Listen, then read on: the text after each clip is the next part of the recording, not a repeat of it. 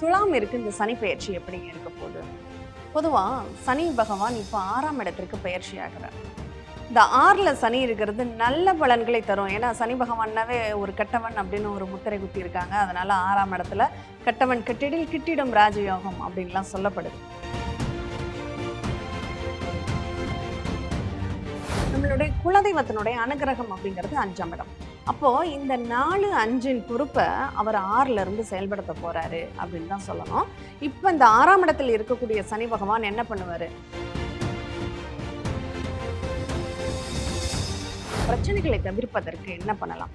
அப்ப 4வது வீடு சுகம் பாதிக்கப்படுது அப்படின்னா, நம்ம ஹெல்த்துக்கான ஏதாவது ஒரு தற்காப்பு நிகழ்வுகளை நம்ம ஏற்படுத்தி வச்சுக்கணும். அப்போ இப்போ குலதெய்வ கோயில்ல போய் என்ன பண்ணணும் அப்படின்னா, நீங்களே காய்கறி எல்லாம் வாங்கிட்டு போய் உங்க கையால அத வந்து கட் பண்ணி, சமையல் பண்ணி, அங்க உள்ளவங்களுக்கு சாப்பாடு சமைச்சு போட்டு சாப்பிட்டுட்டு வாங்க.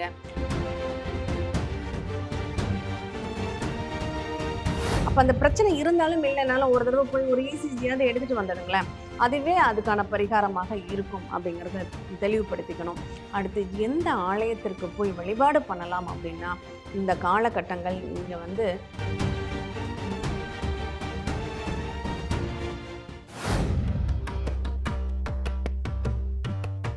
அனைவருக்கும் வணக்கம். இந்த நாள் இனிய நாளாக அமைய வாழ்த்துக்கள். ஏஎல்பி அஸ்ட்ராலஜர் டாக்டர் சாந்தி தேவி ராஜேஷ்குமார்.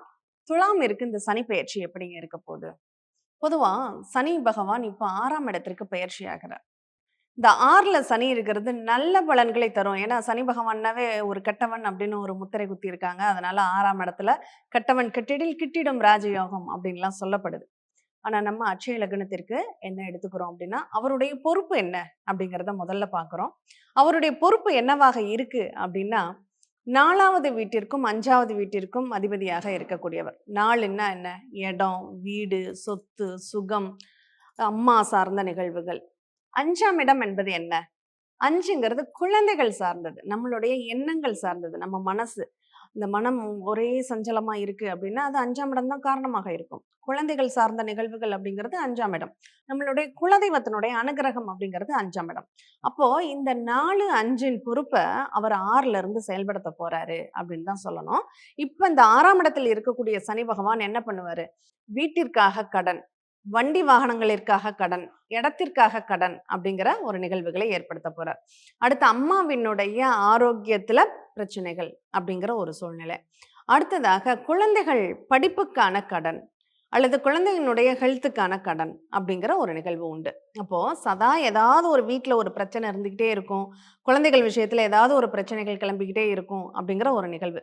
சரிங்க, இந்த பிரச்சனையெல்லாம் தவிர்க்க குலதெய்வ கோயிலுக்காவது போயிட்டு வரலாமா அப்படின்னு குலதெய்வ கோயிலுக்கு போனீங்க அப்படின்னா, அங்கேயும் பிரச்சனைகள் காத்துக்கிட்டு இருக்கும். அப்ப என்ன பண்ணலாம்? இந்த பிரச்சனைகளை தவிர்ப்பதற்கு என்ன பண்ணலாம்? அப்ப 4வது வீடு சுகம் பாதிக்கப்படுது அப்படின்னா, நம்ம ஹெல்த்துக்கான ஏதாவது ஒரு தற்காப்பு நிகழ்வுகளை நம்ம ஏற்படுத்தி வச்சுக்கணும். அப்போ அது குழந்தைகளினுடைய ஹெல்த்தாக இருக்கட்டும், தாயாரனுடைய ஹெல்த்தாக இருக்கட்டும், இல்ல சுகஸ்தானம் ஜாதகருக்கே பிரச்சனைகள் அப்படிங்கிற ஒரு நிகழ்வாக இருக்கட்டும். அது இருதயம் தொடர்பான மார்பு, சுவாசம், நுரையீரல் தொடர்பான தொற்றுகளும், வயிறு மேல் வயிறு தொடர்பான சங்கடங்களையும் இந்த நேரத்துல ஏற்படுத்தக்கூடியதாக இருக்கு அப்படின்னு சொல்லலாம். அப்ப இந்த நிகழ்வுகளை நாம தவிர்ப்பது எப்படி? குலதெய்வ கோயிலுக்கு போறப்ப கடன் வாங்கிட்டு கோயிலுக்கு போங்க. அதுவும் யாருக்கிட்ட தெரியுமா? அம்மா கிட்ட. ஒரு ரூ. 100 கடனா குடும்பான்னு வாங்கிட்டு கோயிலுக்கு போயிட்டு வந்ததுக்கு அப்புறம் அம்மாவுக்கு திருப்பி கொடுங்க. இல்ல பிள்ளைகளுக்கிட்ட கடன் வாங்கிக்கிட்டு கோயிலுக்கு போங்க. அது வந்ததுக்கு அப்புறம் திருப்பி கொடுங்க. இந்த மாதிரி அந்த கடன் அப்படிங்கிற ஒரு நிகழ்வை நீங்களே உருவாக்கிக்கிறீங்க அப்படின்னா, அங்க பெரிய அளவு பிரச்சனைகள் வராது. சரிங்க. இப்ப குலதெய்வ கோயில்ல போய் என்ன பண்ணணும் அப்படின்னா, நீங்களே காய்கறி எல்லாம் வாங்கிட்டு போய் உங்க கையால அத வந்து கட் பண்ணி, சமையல் பண்ணி, அங்க உள்ளவங்களுக்கு சாப்பாடு சமைச்சு போட்டு சாப்பிட்டுட்டு வாங்க. கண்டிப்பா அதனுடைய அமைப்பு அப்படிங்கிறது குலதெய்வத்தினுடைய அனுகிரகம் அப்படிங்கிறது உங்களுக்கு பரிபூரணமாக கிடைக்கும் அப்படின்னு சொல்லலாம். சரி, இந்த நிகழ்வ மட்டும் தான் இந்த சனி பெயர்ச்சி உங்களுக்கு கொடுக்க போறாரு. அப்ப இந்த சனி பகவானுடைய 6ஆம் இடத்துல இருக்கக்கூடிய அந்த சனி பகவானுடைய நிகழ்வு அப்படிங்கிறது நமக்கு கொஞ்சம் சங்கடங்களை ஏற்படுத்தக்கூடியதாகவே இருக்கு. தீரக்கூடிய சின்ன சின்ன பிரச்சனைகளை நமக்கு ஏற்படுத்திக்கிட்டே இருக்கக்கூடிய ஒரு அமைப்புல தான் இருக்கு. அப்போ 6ல சனி மாறிட்டாரு, நல்லா இருக்கும் அப்படிங்கிறத விட, இங்க 4க்கும் 5க்கும் அதிபதி 6ல போய் இருக்காரு. அப்ப 4யும் 5யும் அங்க பிரச்சனைக்குரியதாக மாற்றும் அப்படிங்கிற ஒரு நிகழ்வையும் நம்ம தெரிஞ்சுக்கிறது நல்லது. என்னங்க 7ரை சனி இல்ல, அஷ்டம சனி இல்ல, 6ஆம் இடத்துல தானே சனி இருக்காரு. இது போய் நல்லதில்ல அப்படின்னு சொல்றீங்களேன்னா, ஒவ்வொருத்தங்களுக்கும் ஒவ்வொரு பொறுப்புகள்னு கொடுக்கப்பட்டிருக்கு இல்லையா? அப்ப இந்த 12 வீட்டுகளுக்குமே சனி பகவான் ஒரே பொறுப்பை மட்டும் வகிக்கக்கூடியவர் கிடையாது. அவருடைய பொறுப்புங்கிறது வேற வேறையா மாறிக்கிட்டே இருக்கு. அப்படிங்கிறப்ப துலாம் லக்னத்திற்கு அவருடைய பொறுப்புங்கிறது 4க்கும் 5க்கும் அதிபதியாக இருக்கக்கூடியவர். அப்ப இந்த 4, 5 இப்ப இடம் வாங்கணும்னு ஆசைப்படுறீங்களா? பழைய இடமாக வாங்குங்க. அது சாதகமாக இருக்கும். இப்ப ஏதாவது வீட்டுக்காக ஒரு செலவு பண்ணியே ஆகணுங்கிற ஒரு கட்டாயம் இருக்கு. அப்ப வீட்டுக்காக செலவு பண்ணும்போது என்ன பண்ணணும்? அங்க ஏதாவது ஒரு பகுதிய ஒரு டேமேஜ் ஆயிருக்கு. அத சுத்தமா உடைச்சு எடுத்து டிஸ்போஸ் பண்ணிட்டு, மறுபடியும் அத ஃப்ரெஷ்ஷா வைங்க. அது சமையல் கட்டுல இந்த நேரத்துல ஏதாவது ஒரு மாற்றங்களை நீங்க கொண்டு வர்றது நல்லது அப்படின்னு சொல்லலாம். ஏன்னா 6ஆம் இடம் அப்படிங்கிறது சமையல் அறையை குறிக்கக்கூடிய ஒரு இடமாகவும் இருக்கும். ஏன்னா வயிறு இல்லையா? இப்ப வயிறுக்கு போடக்கூடிய உணவு செய்யும் இடமே சமையல் கட்டு தானே. அப்ப அந்த இடத்துல ஏதாவது ஒரு சின்ன மாற்றங்களை நீங்க பண்ணி வச்சுக்கிறது நல்லது. ஏதாவது பழசான பொருட்கள் இருந்ததுன்னா, அத மாத்திட்டு புதிய பொருட்களாக நீங்க வாங்கி வச்சுக்கலாம். இல்ல ஏதாவது ரொம்ப நாள் பயன்படுத்தாம இருக்கு அப்படின்னா, அதெல்லாம் டிஸ்போஸ் பண்ணிரலாம். இந்த மாதிரி ஏதாவது ஒரு மாற்றங்களை சமையல் அறையில கொண்டு வர்றீங்க அப்படின்னாலும், உங்களுக்கு அது நன்மையை பயக்கக்கூடியதாகவே இருக்கும் அப்படின்னு சொல்லலாம். ஆக மொத்தம் இந்த சனிப்பெயர்ச்சி துலாமை பொறுத்தளவுல எத்தனை சதவீத பலன்களை தரும் அப்படின்னா, ஒரு 60% பலன்களை ஏற்படுத்தக்கூடியதாகவே அமையும் அப்படின்னு சொல்லலாம்.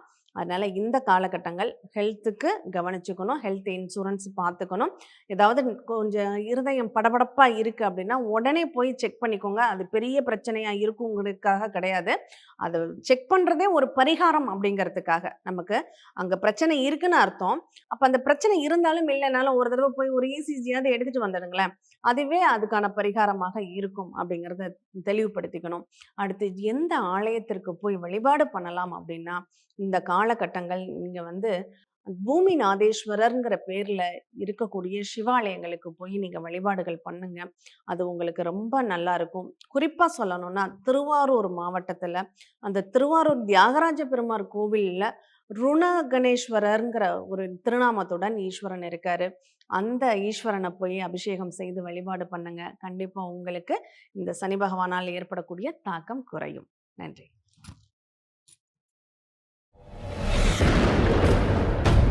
சித்தர் பூமி